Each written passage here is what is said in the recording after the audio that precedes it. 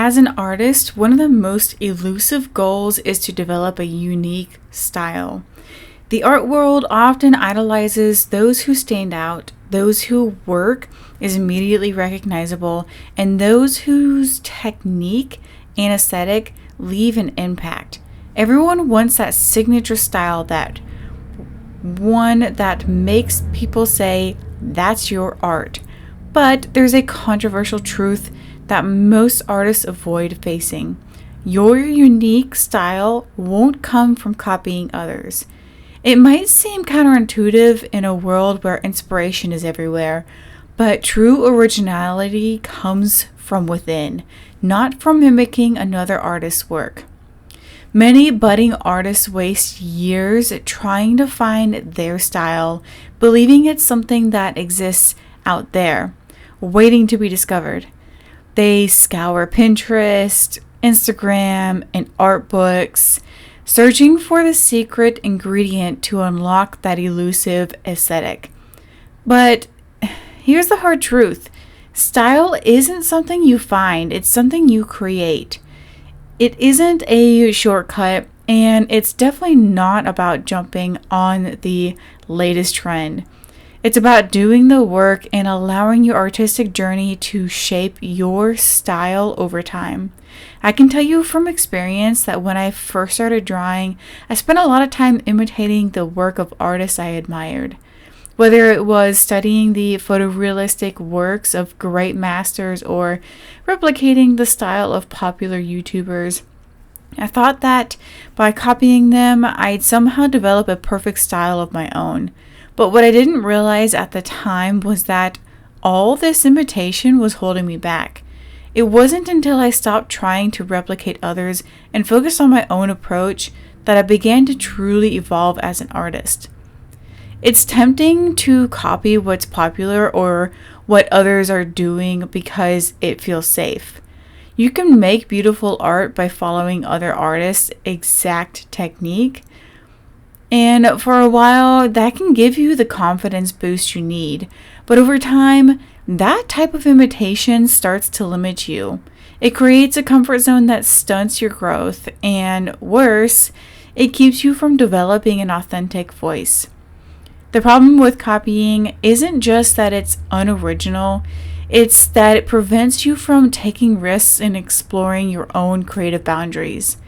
I've seen countless artists stay stuck in the same place, trying to paint like their idols, but never daring to step outside the lines. They get so focused on making their work look like someone else's that they forget why they started creating in the first place. In my own journey, I hit a wall when I realized that my art didn't feel like mine. It felt like someone else's. I had spent so much time trying to replicate other people's styles that I lost touch with my own preferences, emotions, and voice. Only when I decided to let go of that obsession with perfection and started making mistakes, experimenting, and exploring new techniques, did I finally feel like my work was authentically my own. Developing your own style is about authentic self-expression. It's about figuring out what you want to say with your art. It's about experimenting, failing, trying again, and eventually realizing that your style is a reflection of your experiences, your thoughts, and your emotions. It isn't about trying to recreate what someone else has already done. Creating something that could only come from you. I'll be the first one to admit that I wasted a lot of time trying to force a style. And at one point, I thought that drawing realistic animals with colored pencils was the key to developing my artistic identity. I even went so far as to create a brand around it. But deep down, I wasn't enjoying the process, and the more I forced myself to stick to one style for the sake of consistency, the less I felt connected to the work.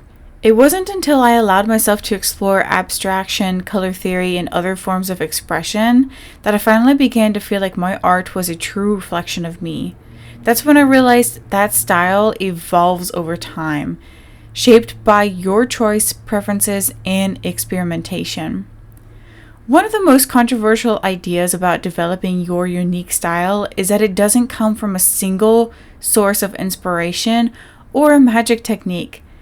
It's born out of trial and error, of being willing to fail, make mistakes, and take risks. If you're not willing to fail, you won't grow.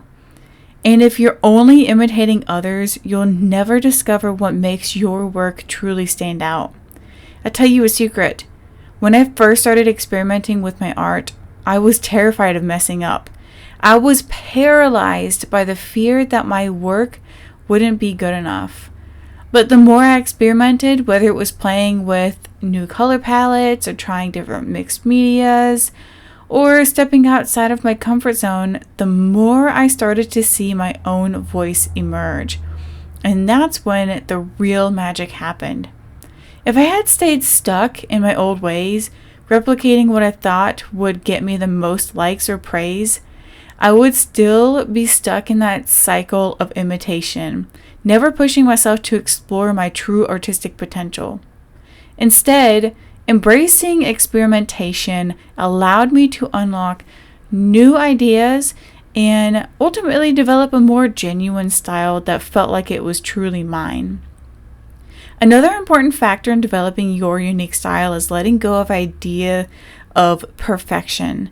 Too many artists fall into the trap of thinking that their style has to be flawless, smooth, or universally loved.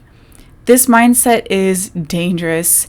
It keeps you from taking risks and can lead to burnout.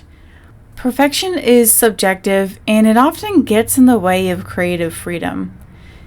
Some of my most significant breakthroughs came from works that I initially thought were flawed or unfinished. These were the pieces where I let go of expectations and simply allowed myself to create. The fear of making mistakes disappeared and my work began to feel freer, more alive. When I stopped chasing perfection, my style became more fluid and personal. So at the end of the day, developing a unique style is not about reaching a final product. It's about understanding yourself from the inside and experimenting without the worry of making those mistakes. It's about realizing that your style isn't something that you can simply copy from someone else. It's something you must build from the ground up based on your experiences, influences, and constant evolution as an artist. So stop waiting for the perfect moment to find your style. Stop relying on others for validation. Instead, start making art that feels true to you and embrace the mistakes along the way. It's through those mistakes, those moments of failure and discovery, that you'll begin to find your voice. And before you know it, your unique style will have developed itself without you even realizing it. So I'll leave you with this. Your art will never truly be yours until you stop trying to make it look like someone else's. So go ahead, take risks, fail, and above all, create without fear.